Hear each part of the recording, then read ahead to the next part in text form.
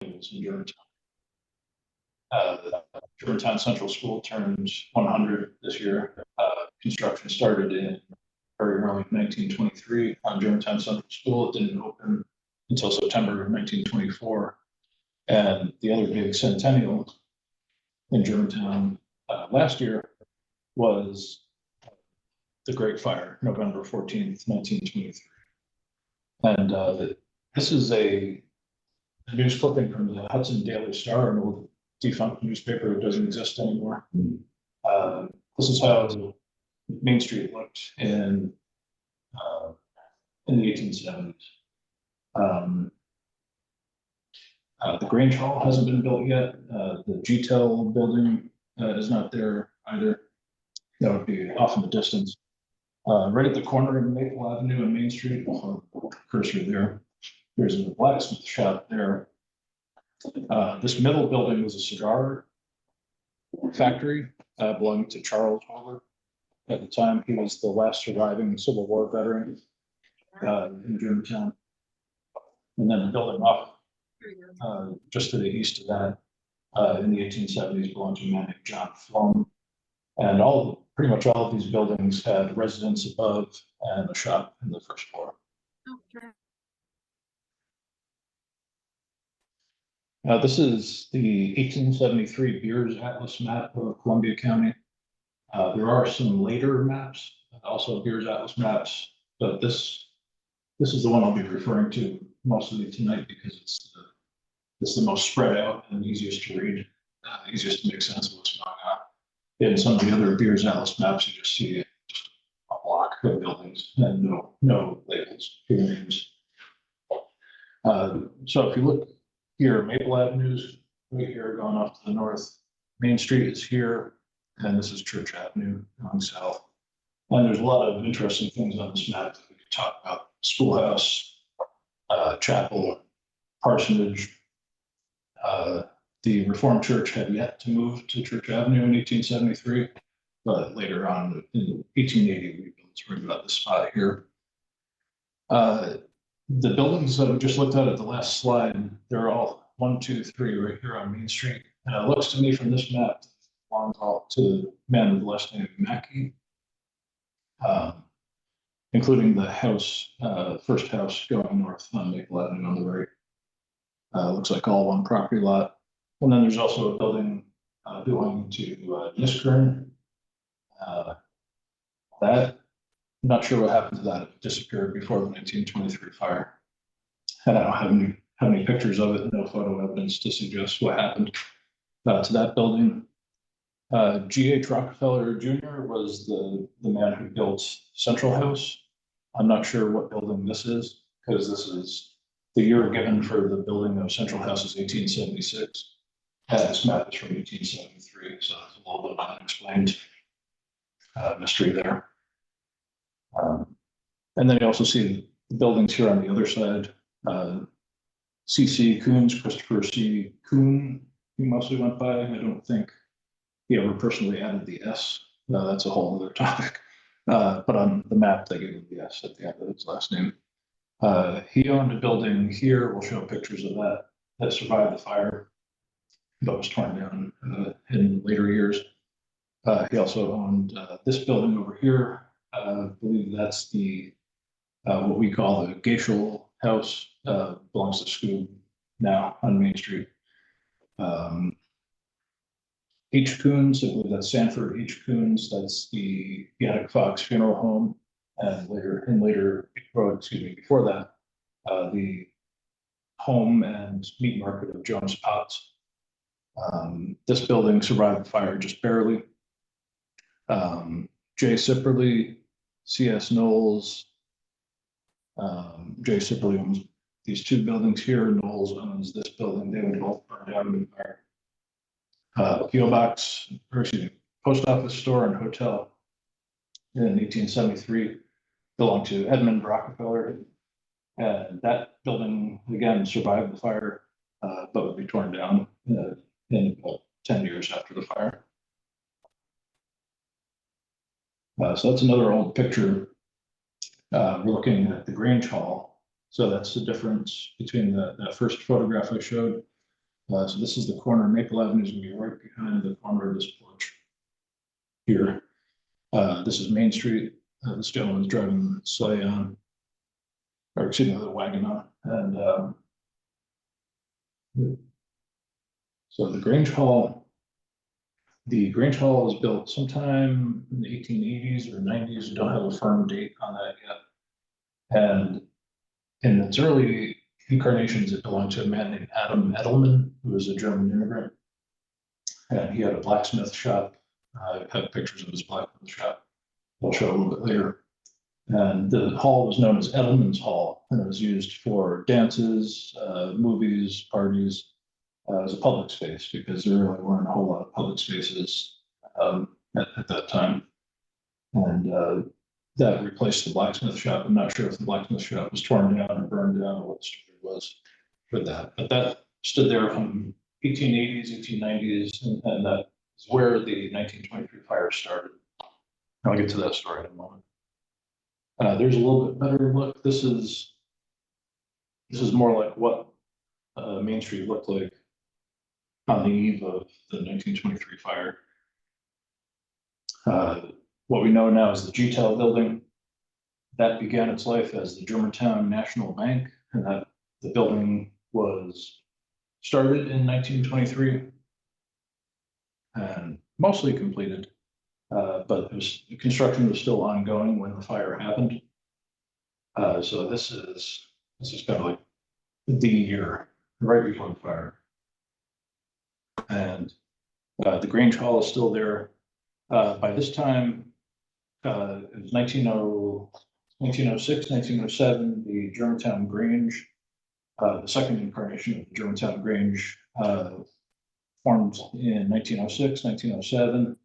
And they shortly thereafter purchased the Edelman's Hall from Adam Edelman, and then thereafter that building was known as the Grange Hall.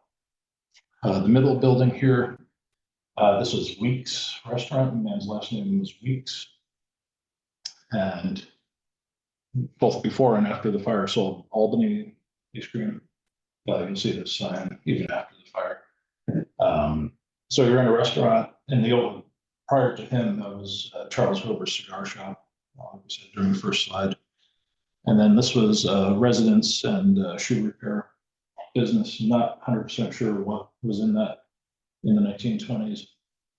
But, you know, like today, the businesses come and go through these storefronts. Well, this picture, Rich Coons of the history department and I were kicking this one around even right up until just a few hours ago. I've always misinterpreted this photograph. This is from an old Niskanen family photograph album.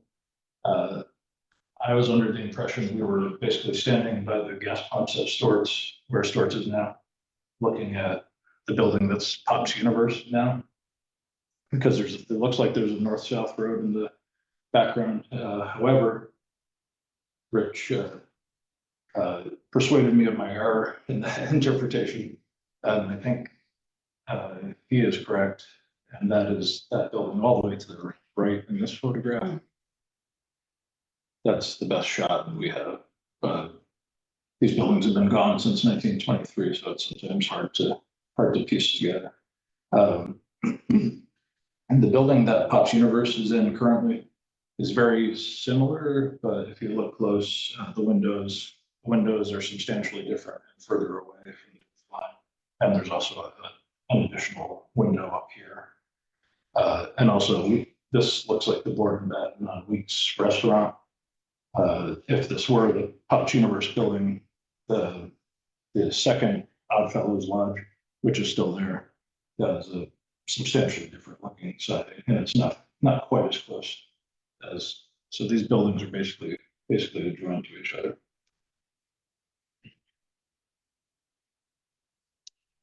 There's a color postcard of Weeks Restaurant. It's one of the buildings on the north side of Main Street we've been looking at.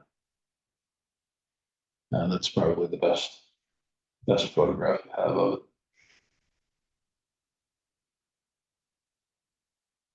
it. There's another look at the Grange Hall. You see Maple Avenue comes out right here by the wagons, Maple Avenue. Main Street going this way here, Weeks Restaurant in the background. And this I believe is the Kelch residence on the south side of Main Street. I believe to the florist shop, the building that, most recently I think had a florist in the first floor. That's on the footprint of this building that was here in 1923, burned down because the fire started at the Grange Hall, burned down all the way to Central House, and also hopped to Main Street. Flames burned 3 buildings in the south side of Main Street as well.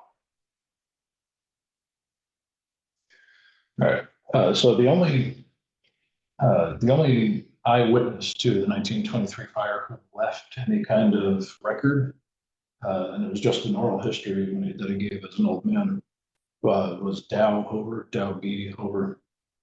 He's the only eyewitness that I'm aware of who left any kind of record of his memories of that day. And according to him, he was a pretty young man at the time. He was in his mid-20s, early 20s.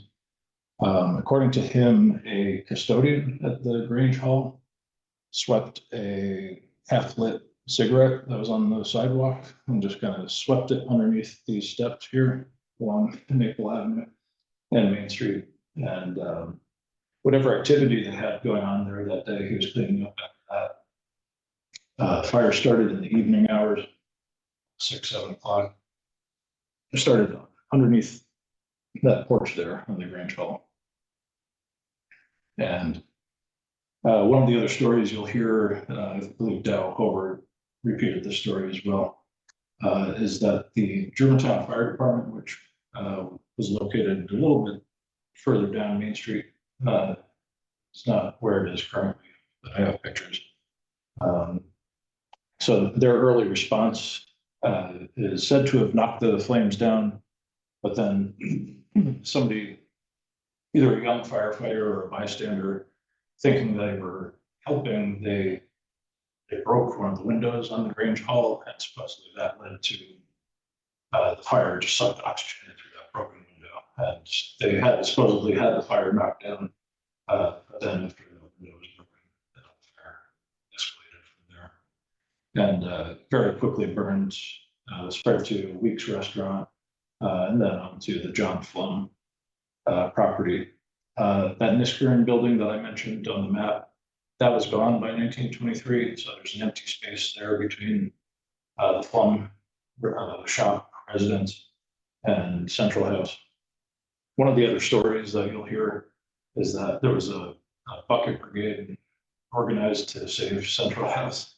And that may have happened, but I think what really saved Central House was the fact that there's a big gap with no building in between.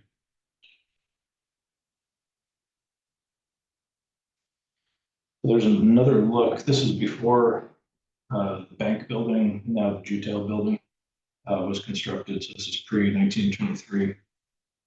But this gives you an idea of what's on the south side of Main Street. Right here in the foreground, this is the side of the Edmund Rockefeller, and then later, by 1923, it would have been the Decker brothers were running that building, had a post office, a hotel, I believe a barber shop in there as well. It's a humongous building. And that's right in the foreground at the corner of Church Avenue here in the foreground, Main Street, to the right there. And then this, I believe, is I believe that's the Kelch residence. There's actually 2 houses there. On the map, we showed separately on 2 houses right there. I believe that we're looking at one building, but there's a building behind it as well. And there, in this picture, you can sort of see there's a pretty big gap there between Flum property and Central House off the right of this picture. And here we are, we're in 1923 here because the bank building is in the distance here. It gives you a little bit better idea. You can sort of see the two houses next to each other here. That's the immediate aftermath of the fire taken November 14th. That's the evening that the fire started. Fire eventually burned itself out sometime in the morning hours or sometime the following day on November 15th. This took me several years to figure out exactly what angle we are in this picture. I'll do my best to reconstruct it. Hopefully you can see pretty well in the shadows here. This, I believe, is the side of Central House, the west face of Central House, still about here. And then we're looking at the what at that time was the Steer store, the IGA grocery, and in later years was Gradula, and now, of course, is Gaskins. That's that building right here. This is the original Oddfellows Lodge, still there, right next door to Gaskins. And then it gets a little bit tricky here. This building, the perspective is a little strange. This building right here, this is the Rockefeller store, pointed out a couple of pictures ago. Massive building, right where the Pocket Park and Finger Insurance are now. Took up the entire lot, one giant building. That somehow survived the fire, amazingly. The Reformed Church spire, the Reformed Church in the distance. This building here is another tricky one to identify because this survived the fire. Don't know a whole lot about who built it. It was built sometime after that 1873 map. It was part of the sale. The other thing that opened in 1922, 1923, the Church of the Resurrection, the Roman Catholic Church on Church Avenue, they purchased the homestead of Reuben Finger. And I believe that may have been his house.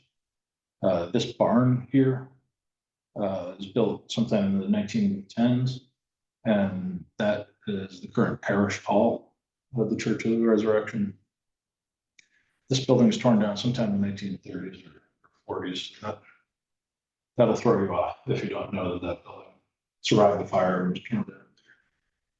But yeah, I was looking at this picture for 10, 15 years at least before I figured out the exact location here. They're standing somewhere in the rubble of the Weeks restaurant, I think.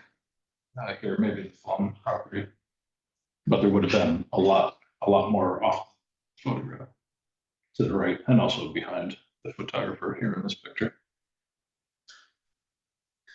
That's probably the best shot we have of the old Edmund Rockefeller store. That's right on the corner of Church Avenue and Main Street. Church Avenue going this way, Main Street going this way. And that survived the fire. Jay Moore, who was a longtime town supervisor of Germantown, in one of the oral histories that he left, he described when he was a young man, he got the job to demolish this building piece by piece. And if you look closely at this photograph, there's like a metal trim across, kind of like on top of the gutter there. And Jay mentioned that I think he left that oral history like in the 1980s, and he said something along the lines of when he was a kid, they weren't so fussy about what he threw in the river. And so he tore that metal off, rolled it up, and threw it in. So, I don't know how much of that building was salvaged, but very possible that the lumber and maybe the windows and doors were salvaged and reused in other houses. And one of the, I'm not sure exactly what year this was taken, but if you zoom in on that sign, that top sign says, I believe it says Hudson to the left, Depot, Train Depot to the right. And then down here it says, notice all tramps applying for relief will be arrested as vagrants. That's this right at the corner of Church Avenue and Main Street. There's another look. This is in the Decatur Brothers era, a little closer to the time of the fire.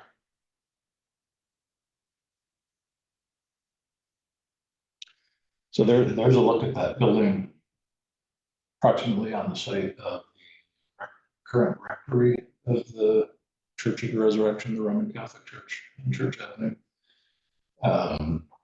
Again, I don't think it's on the 1873 map. I could be wrong on that.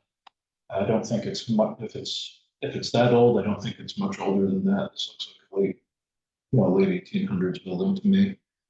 And I don't know the story of exactly how or why it was torn down. I do think the church acquired it because in the Roman Catholic Church history that was published in the 1950s, one of the pages is this. So this is this one page in this church history is the only way we're able to identify this building, because that previous photograph was unidentified for years and years and years in the history department. Then, one winter I was bored and reread this church history, and then, blocked it out and was able to identify it. That's the rectory that was built on the site. That's still stands, still pretty much looks the same. They have an addition on it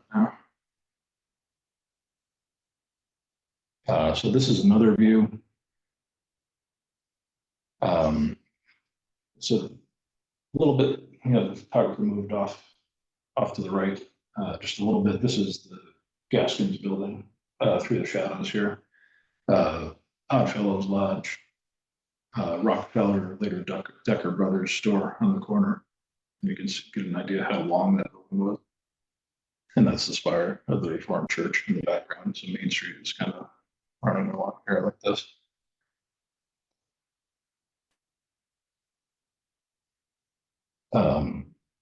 Speaking of Jay Moore, I will say one last story that I used to tell about this fire.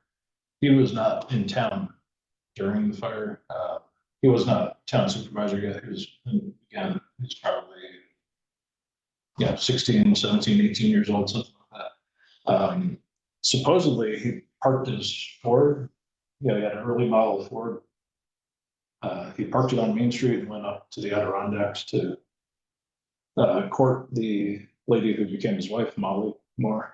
And he left his car parked on Main Street. And supposedly, I've listened to the story a few times, and I think that's his Ford sitting there while he was up in the Adirondacks. That's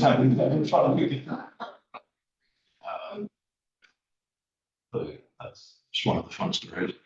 It looks to me, this photograph kind of suggests that that bank building got scorched pretty badly there on the side. And I don't know if there are any repercussions to the building. It looks like a huge window there on the side. I don't know how much damage that building took. And you can see that's the corner of Central House.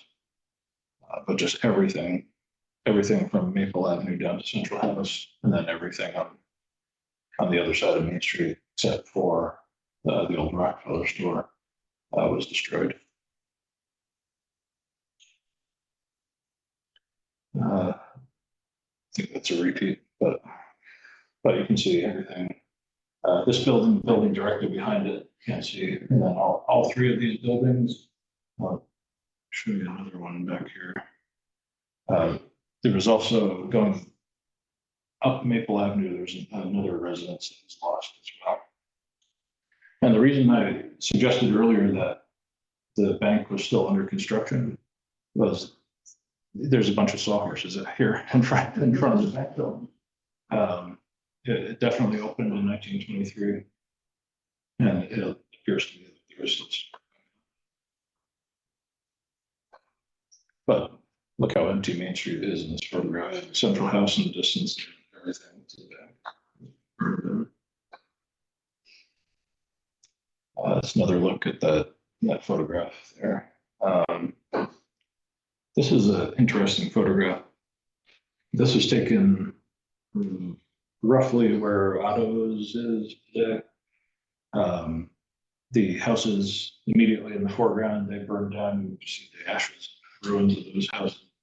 You can see the bank off to the left here, out by that window. And Grange Hall is gone. And I'll show you the next slide. Keep an eye on that house and this house going up Maple Avenue. I believe those are this house here, 1, 2, 3, 3 houses up Maple Avenue, and then this big, huge houses up in the distance. So the Grange Hall, and then this house immediately behind the Grange Hall also burned. And that was all part of that one lot that Mackey owned, Isaac Mackey, I believe. He owned the three storefronts and then the house on Maple Avenue. And they all burned down. There's another look at the Grange Hall. So there's what the Hudson Daily Star looked like the day after the Great Fire. Fire departments from Hudson and Tivoli responded. And 8 residences and properties were lost. The residence of Mrs. Knowles, she had the first house next to the Rockefeller store on the south side of Main Street. Fred Rockefeller in 1923, I believe, owned the corner store that the Decker brothers rented from him and ran as a store. The Grange Hall, obviously on the corner where the fire started. The double residential property of Mrs. Charles Miller. Henry Weeks, he owned the restaurant we showed earlier. Rudolph Kelch, his house and barbershop torn down. The store and house of Mrs. Wegman and the office. I know where about 4 of those were for sure. I'm not 100% sure where the other, exactly which houses the buildings the other 4 were in.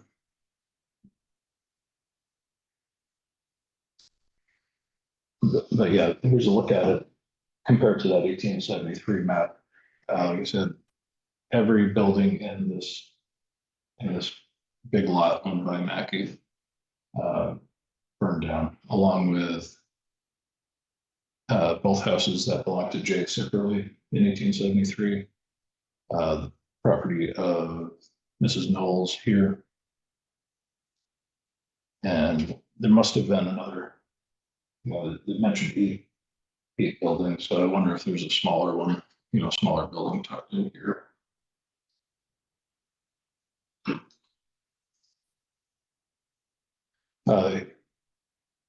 By 1948, I believe the Daily Star was out of business. This is the Hudson Register before it merged and became the Register Star. That was one of the memories there posted in that newspaper. Funny story in one of the Hudson newspapers was one of their lino type operators was present at the time. I think he was in the Hudson, one of the Hudson firehouses that responded, and turned out that his editor gave him a 25-year remembrance to print and had no idea that he was actually at the fire too. So that's kind of a fun story that's represented here. This is, not sure exactly what year this is. Sometime it could have been after the fire, even, because nothing in this photograph burned down. Central House, Gaskins building. Now this has changed a lot. These buildings back behind Gaskins, we'll show a few photographs there. These buildings kind of threw me off, made it hard to determine from those fires of the pictures of the aftermath of the fire. It was hard to determine what was going on in those photographs, in part because of these behind the Gaskins building. And that was, this is a blacksmith shop, the smaller building here. This building here, the sign there says Miller. In later years, it belonged to a man named Rudy Loom, and he had a gas station and service shop. And I think he started as a blacksmith, actually. he actually started as a blacksmith and then became a car mechanic as needs changed. And that building before Ruby Bloom worked out of it, that belonged to Adam Edelman, who owned the Grange Hall before it was the Grange Hall. Adam Edelman was also a blacksmith.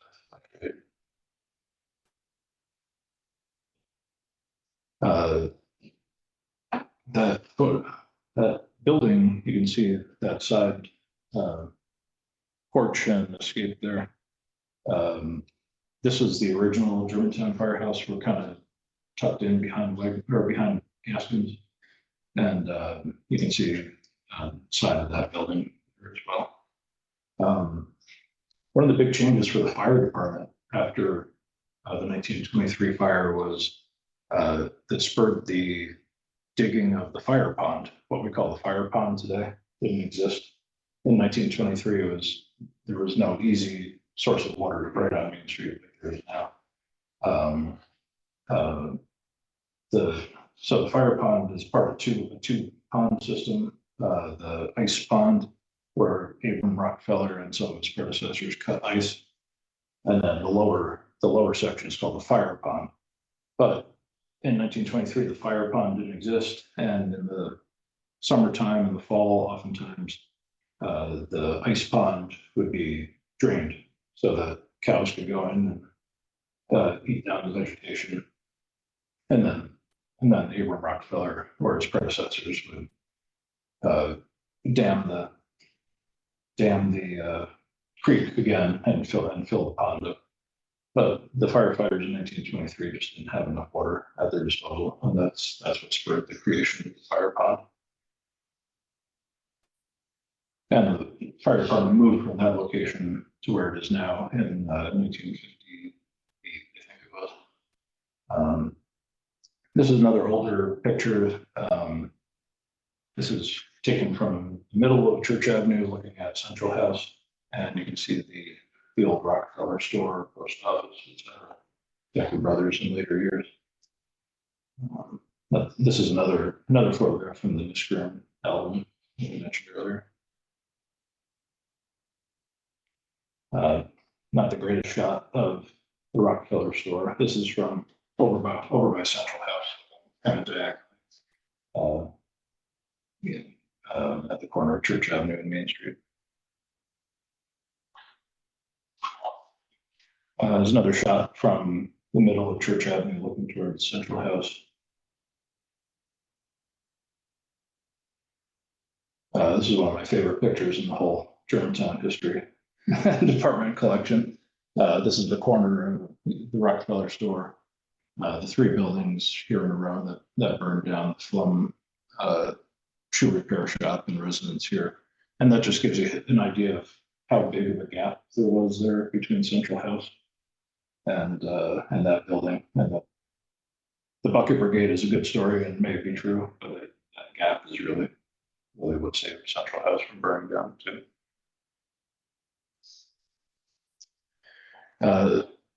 And neither of these buildings burned down, not 1923 anyway.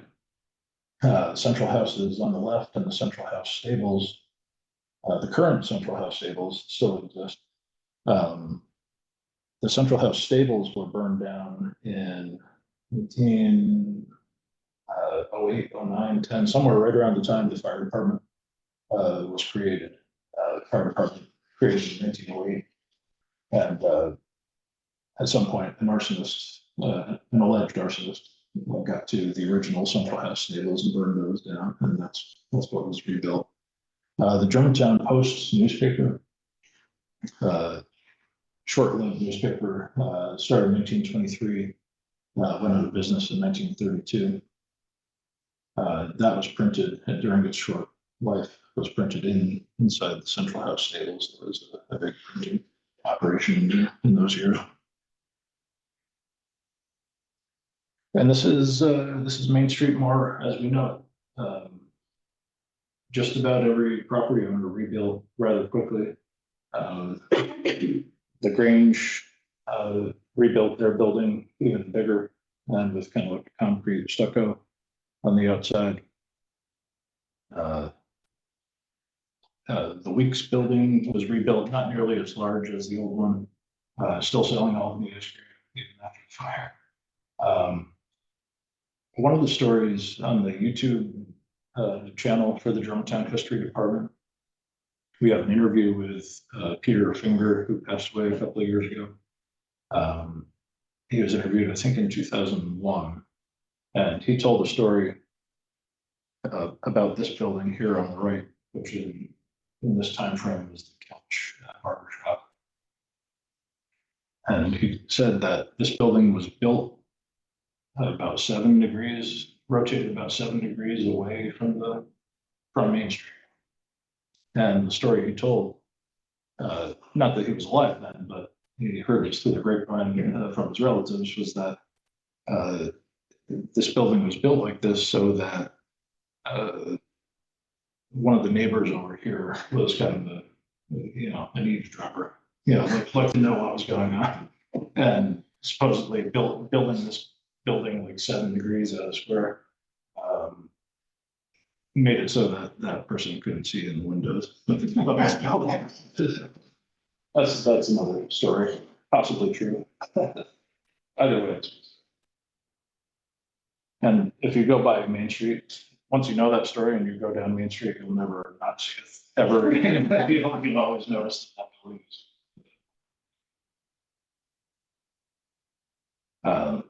There's the rebuilt Grange-Hall and rebuilt Weeks building. And what's now Lawler's package store that was built quite a bit later. Another view of the new Main Street. And there, don't believe anything was ever rebuilt in that spot where there was another house kind of tucked in there. I could be wrong. I'm trying to. There is another house. There was a house in there. Oh, that's right. Okay. Yeah, that's right. I think that was Tina Crawford's house. Was it? Okay. So that's Maple Avenue after the fire. And just another couple of modern views. As I alluded to earlier, this fire had a big impact on the Germantown Fire Department. And a lot of changes were put into place around that time, specifically around securing water sources. The fire pond on Main Street being one, but I think that really became the focus of the fire department's efforts in the 1920s and 1930s, was securing places where they can get water, especially in the neighborhoods like Cheviot and North Germantown and Viewmont and Main Street. And there's I don't have a photograph for you tonight, but Central House, or excuse me, Central Market, when that was rebuilt here, the original one was about half, if that, as large as what's there now. That was, the proprietor was Tracy O. Rockefeller.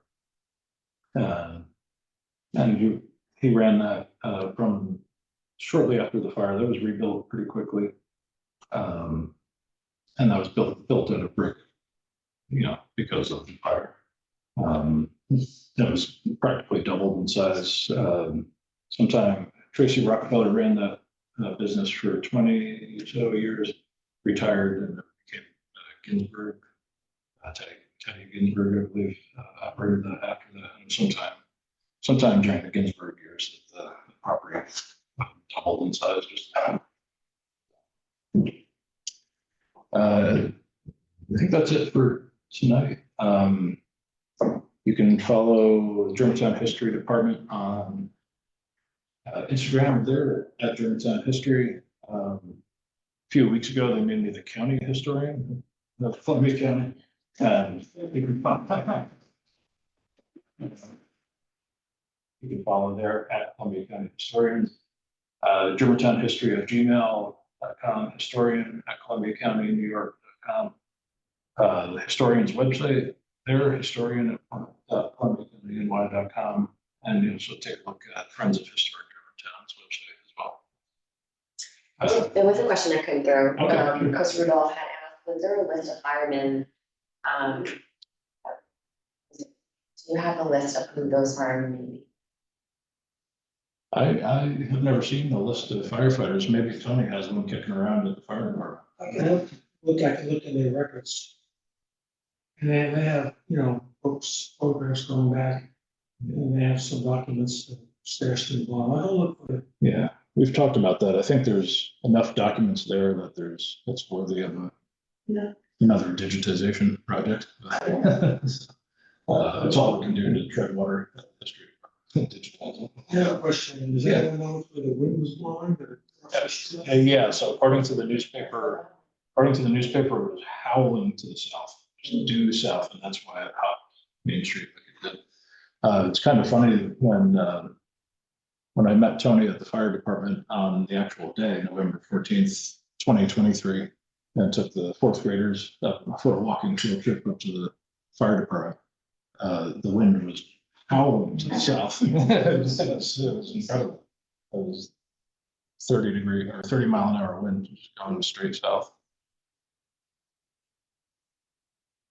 Does anybody else have any questions here? Yeah. So the one of the big like online over hall, Yeah. one of the phone. Down there. Yeah, so the first phone line connection was from Charles Hover's residence, because Charles Hover was the proprietor of the original Germantown telephone company. It was from his residence down to the ice house at North Germantown. That was the first connection. That was the first two places. Power lines. There were a lot of power lines in those photographs I showed tonight. 1908 is when the Red Hook Power and Light Company built a huge dam at Bingham Mills that you can see the ruins of now. That's generally, that's when people in Germantown, Claremont, Livingston, Blue Store, that's when people in these communities got electricity. So if you see telephone poles on a picture in Germantown, Livingston, or Claremont, you're looking at something from after 1908. And if there's no telephone poles, you're looking at something from before 1908. I presume the telephone company was just run out of Charles Hover's house in the first couple of years. Germantown National Bank showed in a bunch of these pictures that opened in 1923 and was supposedly the first bank in the Hudson Valley that crashed in 1929. And it's a whole long story for that. That's a whole night in itself. The bank held on for a few years after that. Robert R. Livingston III, he was the president of the bank, and this is before the FDIC was in effect. He took the loss for the he absorbed the loss primarily by himself, and as did the shareholders. But one nice thing he did was any child who had a bank account in that bank was made whole. The adults, just a percentage. But he did make sure that the kids who had accounts there didn't lose it.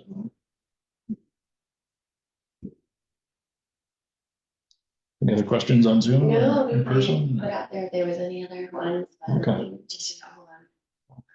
I thought it was interesting that you mentioned the central market, this brick that was rebuilt. Yeah. But it looked like at least two buildings also had shingles, like they maybe asphalt shingles or something, and then Yeah. the new the Grange Hall replaced that with stucco. I Yeah. think that was like fireproofing. Yeah, I think so. Yeah, asbestos shingles. Yeah. So that those were better. And stucco is thought to offer some fireproofing, at least then. Yeah, so I mean, they were trying to avoid a repeat, I think. Yeah. That's why Any injuries in the fire? I'm not aware of any. Yeah, I've never run across it. It's not documented as well as it really should be. I'm at the mercy of a handful of newspapers that have survived. There's another sort of eyewitness account from Leland Coombs. He lived up in the building or the house called Farview at the top of a hilltop road. And he and his father were both daily journalers. So they wrote down everything. They wrote down the weather, how their livestock and their, everything they're doing. And I looked in his journal, his 1923 journal. It's got something there every single day. And he wrote something like, went down to the village last night, 8 buildings burned down, got back at 2 a.m. And he would go on and on about other days. About the fire he just wrote. Any repercussions for that poor person who struck the thing under the. Yeah, I don't know. I wonder if he was a fall guy, honestly. I don't know.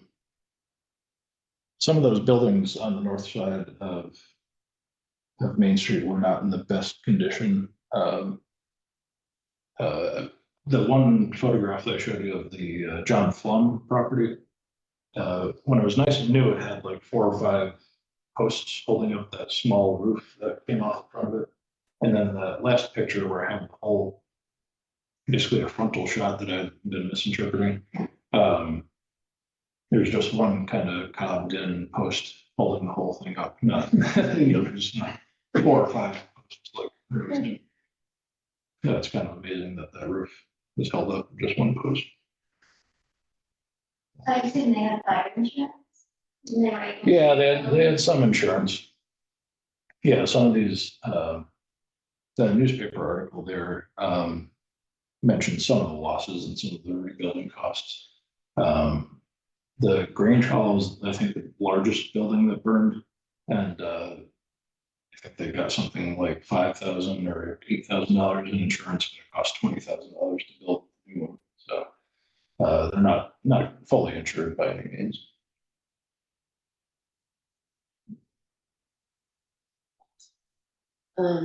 So our next talk is Thursday, February 29th. Yeah.